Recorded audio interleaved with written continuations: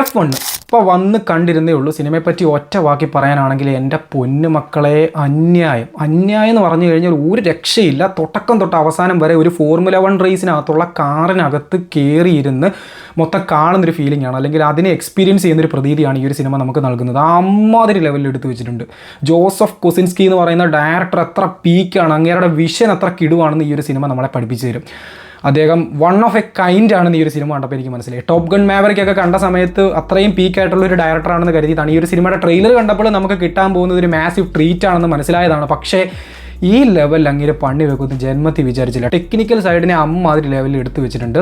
ഈ റീസെൻ്റ്ലി കണ്ടിട്ടുള്ള one of the best movie, അതായത് technically one of the peakest movie, ഹിസ്റ്ററിയിലെ തന്നെ സിനിമ ഹിസ്റ്ററിയിലെ തന്നെ വൺ ഓഫ് ദ പീക്കസ്റ്റ് മൂവിയാണ്.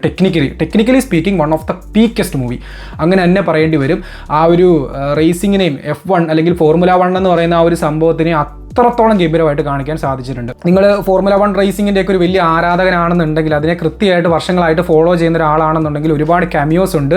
ഈ ഹാമിൽട്ടൺ അടക്കമുള്ള ഒരുപാട് ആൾക്കാരെ നിങ്ങൾക്ക് കാണാൻ പറ്റും. ഒരുപാട് ഈസ്റ്റർ എഗ്സ് ഉണ്ട്. അതേപോലെ തന്നെ ചില ഫോർമുല 1 ആരാധകർക്ക് അത്രയ്ക്ക് അങ്ങോട്ട് അക്സെപ്റ്റ് ചെയ്യാൻ പറ്റാത്ത അൺറിയലിസ്റ്റിക് ആയിട്ടുള്ള കുറേ കാര്യങ്ങൾ സിനിമയ്ക്കകത്ത് നടക്കുന്നുണ്ട്. പക്ഷേ ദിസ് ഇസ് എ സിനിമ. അപ്പം ആ ഒരു രീതിക്ക് സിനിമയെ കാണുക ആൻഡ് എൻജോയ്. അങ്ങനെയാണെന്നുണ്ടെങ്കിൽ അന്യായ ലെവൽ എക്സ്പീരിയൻസ് ആയിരിക്കും കിട്ടുന്നത്.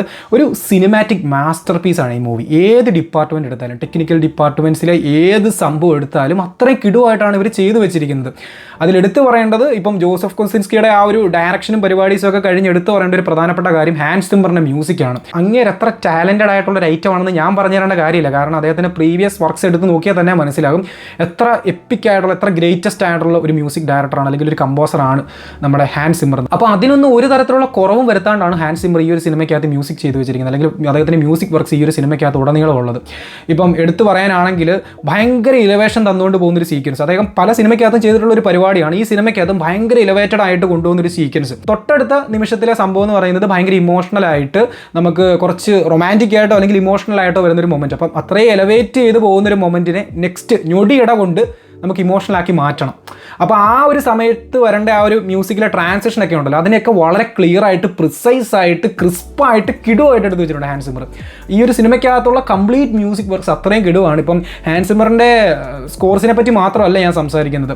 ഈ തുടക്കം തൊട്ട് അവസാനം വരെ കാർസിൻ്റെ സീക്വൻസസിൽ വരുന്ന ആ ഒരു സൗണ്ടും സംഭവങ്ങളും, കാറ്റടിക്കുന്നത്, അതുപോലെ തന്നെ ഈ ഒരു മെഷീൻ കടന്ന് കറങ്ങുമ്പോൾ ഉണ്ടാകുന്ന ശബ്ദം, ഇവർ കമ്മ്യൂണിക്കേറ്റ് ചെയ്യുമ്പോൾ ഉണ്ടാകുന്ന ആ ഒരു റേഡിയോ മോഡലുള്ള ശബ്ദങ്ങൾ, അങ്ങനെ കംപ്ലീറ്റ്, അതായത് നമുക്ക് ഓരോ സംഭവങ്ങളും അത്ര കിടുവായിട്ട് ക്യാപ്ചർ ചെയ്യാൻ പറ്റും. പക്ഷേ ഇതിൻ്റെയൊക്കെ ഒരു പ്രധാനപ്പെട്ട സംഭവം എന്ന് പറയുന്നത്, നിങ്ങൾ ഏറ്റവും നല്ലൊരു തിയേറ്ററിൽ പോയിരുന്ന് കണ്ടാലേ ഈ ഒരു സിനിമയെ അത്ര ഗംഭീരമായിട്ട് എക്സ്പീരിയൻസ് ചെയ്യാൻ പറ്റത്തുള്ളൂ. നിങ്ങൾ എത്ര നല്ല തിയേറ്ററിൽ പോയിരുന്ന് കാണുന്നോ അത്രയും നല്ല എക്സ്പീരിയൻസ് ആയിരിക്കും. ഒരു ഐമാക്സിലൊക്കെ പോയിരുന്ന് കണ്ടു കഴിഞ്ഞാൽ out of the world experience ആയിരിക്കും കിട്ടുന്നത്. അപ്പം ആ ലെവൽ എടുത്ത് വെച്ചിരിക്കുന്ന ഒരു സംഭവമാണ്. ഞാൻ ഒരുപാട് പറഞ്ഞ് വെറുപ്പിക്കുന്നില്ല. പക്ഷേ ഒരു കാര്യം കൂടെ, സിനിമയുടെ സ്റ്റോറിയിലെ ഒരു ടെംപ്ലേറ്റ് സ്റ്റോറി ലൈനാണ് ഈ ഒരു സിനിമ ആക്ച്വലി ഫോളോ ചെയ്യുന്നത്. ഇപ്പം നോക്കുകയാണെന്നുണ്ടെങ്കിൽ നമ്മുടെ ബ്രാഡ് പിറ്റിൻ്റെ ക്യാരക്ടർ എന്ന് പറയുന്നത് 19 വയസ്സായ ഒരാളാണ്.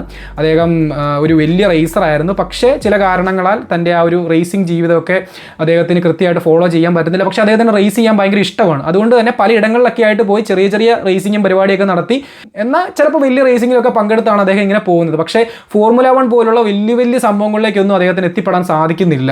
പക്ഷേ അദ്ദേഹത്തിൻ്റെ പാസ്റ്റ് എന്ന് പറയുന്നത് അങ്ങനെയല്ല. ഒരു ഫോർമുല 1 റേസർ ആയിരുന്നു അദ്ദേഹം. പക്ഷെ ഒരു ആക്സിഡൻറ്റ് സംഭവിച്ചതിന് ശേഷം അദ്ദേഹത്തിന് ആ ഒരു സംഭവത്തിലേക്ക് തിരിച്ചു വരാൻ പറ്റുന്നില്ല. അതിൻ്റെയൊക്കെ ഒരു സങ്കടം അദ്ദേഹത്തിനുണ്ട്. അപ്പം അവിടുന്ന് തുടങ്ങുകയാണ് ബ്രാഡ് പിറ്റ് എന്ന് പറയുന്ന ക്യാരക്ടറിൻ്റെ സ്റ്റോറി. ഒരു അന്തവും കുന്തവും ഇല്ലാണ്ട് പലയിടങ്ങളിലൊക്കെ ആയിട്ട് പോയി ചെറിയ ചെറിയ റേസിങ്ങും പരിപാടിയൊക്കെ നടത്തി പോകുന്ന നമ്മുടെ ബ്രാഡ് പിറ്റ് എന്ന് പറയുന്ന ക്യാരക്ടറിനെ അദ്ദേഹത്തിൻ്റെ പൂർവ്വകാല ഫ്രണ്ട്, അതല്ലെങ്കിൽ അദ്ദേഹത്തിൻ്റെ മുൻപുണ്ടായിരുന്ന ഒരു ഫ്രണ്ട് കാണാൻ വരുവാണ്. ആ ഫ്രണ്ട് ഇപ്പോൾ ഒരു വലിയ റേസിംഗ് കമ്പനിയുടെ ഓണറാണ്. അപ്പം തൻ്റെ കമ്പനി ഒരു വലിയ പ്രശ്നം നേരിട്ടുകൊണ്ടിരിക്കുകയാണ്. ഏത് നിമിഷവും തൻ്റെ ഇൻവെസ്റ്റേഴ്സ് തന്നെ അവിടുന്ന് ഫയർ ചെയ്യാനുള്ള എല്ലാ ചാൻസസും കാണുന്നുണ്ട്. അപ്പോൾ എനിക്ക് ഉടനെ തന്നെ ഒരു നല്ല റേസിംഗ് വിജയിക്കണം, അതിന് നിൻ്റെ ഹെൽപ്പ് വേണമെന്നും പറഞ്ഞ് നമ്മുടെ ബ്രാഡ് പിറ്റിൻ്റെ അടുത്തേക്ക് നമ്മുടെ ഫ്രണ്ട് വരുന്നു. അപ്പോൾ ബ്രാഡ് പിറ്റ് സ്വാഭാവികമായിട്ടും ഫ്രണ്ടിൻ്റെ ആ ഒരു റിക്വസ്റ്റ് ആക്സെപ്റ്റ് ചെയ്തിട്ട് നേരെ ആ ഒരു ടീമിലേക്ക് ചെല്ലുന്നു. ഫോർമുല 1 റേസിലെ വളരെ പ്രധാനപ്പെട്ട ടീംസിൽ ഒന്നാണ് നമ്മുടെ ബ്രാഡ് പിറ്റ് ജോയിൻ ചെയ്യുന്ന ആ ഒരു ക്രൂ. കൂടെ ഒരു റേസർ ഉണ്ട്. ആ ഒരു റേസറിനും അതുപോലെ തന്നെ ബ്രാഡ് പിറ്റിനും ഇടയിൽ കുറേ ഈഗോ ക്ലാഷസ് ഉണ്ടാവുന്നുണ്ട്. അപ്പം ഇരുവർക്കും ഇടയിലുണ്ടാകുന്ന പ്രശ്നങ്ങൾ ഈ റേസ് ട്രാക്കിലേക്ക് വരുമ്പോഴത്തേന് എങ്ങനെയാണ് മാനേജ് ചെയ്യുന്നത്, അതുപോലെ തന്നെ ഈ ഒരു F1 റേസിങ്ങിനകത്ത് ഇവർ കൊണ്ടുവരുന്ന സ്ട്രാറ്റജീസ്, അതിനിടയ്ക്ക് പോകുന്ന പല കാര്യങ്ങളൊക്കെ വെച്ചുകൊണ്ടാണ് സിനിമ പോകുന്നത്. ഞാനിപ്പോൾ ഈ പറഞ്ഞ പല കാര്യങ്ങളും കാര്യങ്ങളും അതുപോലെ തന്നെ സിനിമയിലേക്ക് ഇനി മുന്നോട്ട് നടക്കാൻ പോകുന്ന പല കാര്യങ്ങളൊക്കെ നിങ്ങൾക്ക് പ്രെഡിക്റ്റ് ചെയ്ത് പോകാം. ഈവൻ ക്ലൈമാക്സിൽ എന്താണ് സംഭവിക്കാൻ പോകുന്നതെന്ന് വരെ നമുക്ക് ഈസി ആയിട്ട് പ്രെഡിക്റ്റ് ചെയ്യാൻ പറ്റും. പക്ഷേ ഇതിനെ എക്സിക്യൂട്ട് ചെയ്ത് വെച്ചിരിക്കുന്ന രീതിയാണ്. ഇപ്പം ഈവൻ ക്ലൈമാക്സിലെ പല രംഗങ്ങളും ഈസി ആയിട്ട് പ്രെഡിക്റ്റ് ചെയ്യാൻ പറ്റുമെങ്കിൽ കൂടെ നമ്മളെ ആ ഒരു എക്സൈറ്റ്മെൻറ്റിൻ്റെ പുറത്ത് അല്ലെങ്കിൽ എക്സൈറ്റ്മെൻറ്റിൻ്റെ ആ ഒരു പീക്ക്നെസ്സിൽ കൊണ്ട് സിനിമ നിർത്തും. ക്ലൈമാക്സ് മൊമെൻറ്റ്സിലൊക്കെ നമുക്ക് കിട്ടുന്ന പമ്പപ്പ് എന്ന് പറയുന്നത് എൻ്റെ പൊന്നു മക്കളെ അന്യായമാണ്. ആ ലെവലിലാണ് സംഭവം നീങ്ങുന്നത്. അപ്പം ആ ഒരു ബ്രാഡ് പിറ്റിൻ്റെ ക്യാരക്ടർ ആ ഒരു ക്രൂവിലേക്ക് വന്നതിന് ശേഷം ക്രൂവിൽ നടക്കുന്ന കുറേ കാര്യങ്ങളും ക്രൂവിനുള്ളിൽ നടക്കുന്ന കുറേ കാര്യങ്ങളും റേസിംഗ് ട്രാക്കിൽ നടക്കുന്ന കാര്യങ്ങളും അതുപോലെ തന്നെ ബ്രാഡ് പിറ്റിൻ്റെ കൂടെ റേസ് ചെയ്യുന്ന ആ ഒരു ടീംമേറ്റിനിടയിൽ വരുന്ന കാര്യങ്ങളൊക്കെ വെച്ചുകൊണ്ട് വേറെ ലെവലായിട്ട് പോകുന്ന സിനിമയെന്ന് പറഞ്ഞാൽ സിനിമ, അതായത് നമ്മുടെ പ്യുവർ സിനിമ, ആ ലെവലിലാണ് സംഭവം എടുത്തു വെച്ചിരിക്കുന്നത്. അതുകൊണ്ട് നിങ്ങൾ ഇതുവരെ ഈ സിനിമ കണ്ടില്ല എന്നുണ്ടെങ്കിൽ, നിങ്ങൾ റേസിംഗ് മൂവീസിനെയൊക്കെ അത്രയധികം ഇഷ്ടപ്പെടുന്ന ഒരാളാണെന്നുണ്ടെങ്കിൽ തീർച്ചയായിട്ടും ഈ ഒരു സിനിമ തിയേറ്ററിൽ പോയി കാണുക.